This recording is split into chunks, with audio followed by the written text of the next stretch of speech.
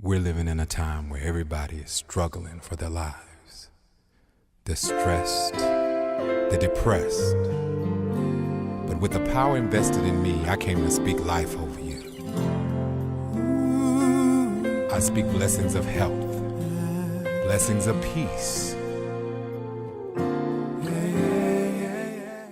Being a breast cancer survivor now, should I say I have breast cancer and I should do nothing in life?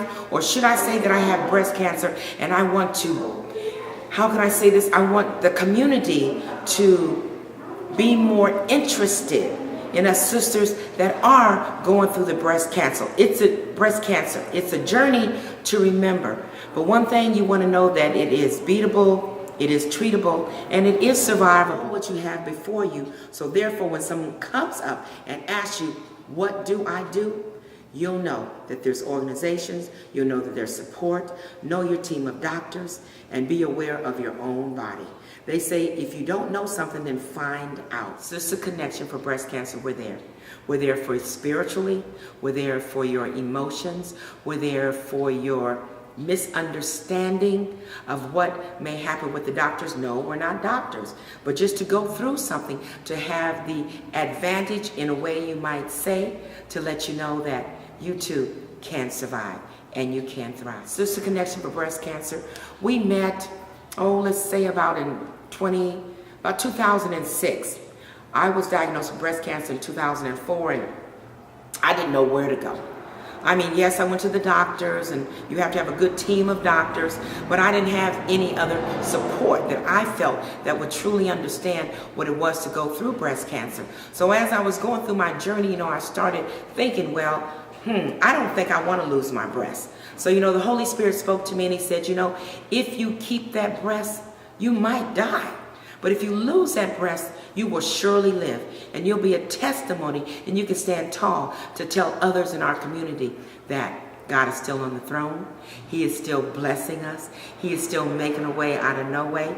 And we are here to let the other sisters and brothers and children know in our community that you can survive. Always call on the strength of Jesus to lead us and guide us into a place to give us a breath of good news, to know that I am alive because I survived, and he would not have brought me through something so tragedy and so ugly if he was not going to make a way out for me. Why you need the education on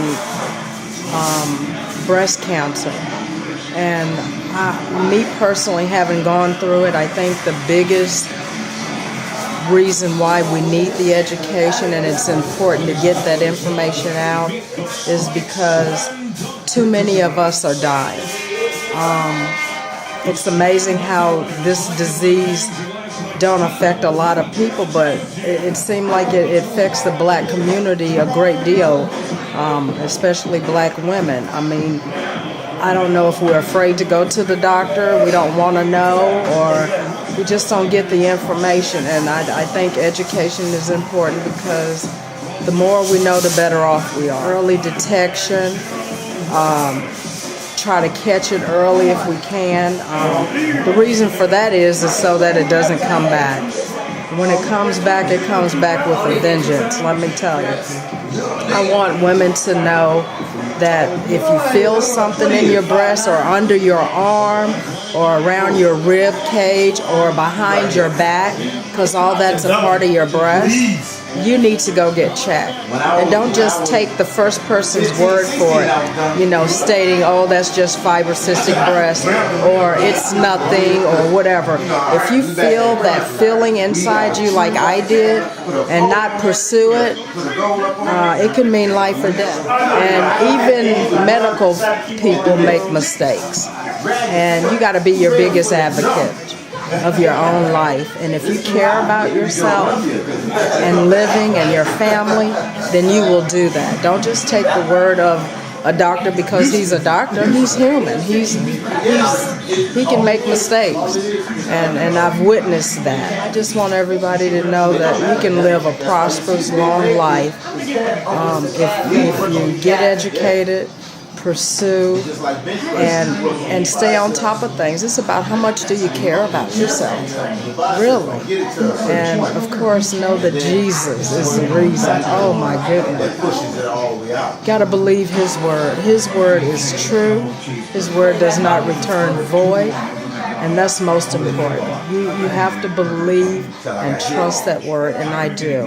And that's why I'm still here today. Thank you, Jesus. I speak alive, you're gonna live. Oh, my brother, my sister, I speak alive. You are the head and not the tail.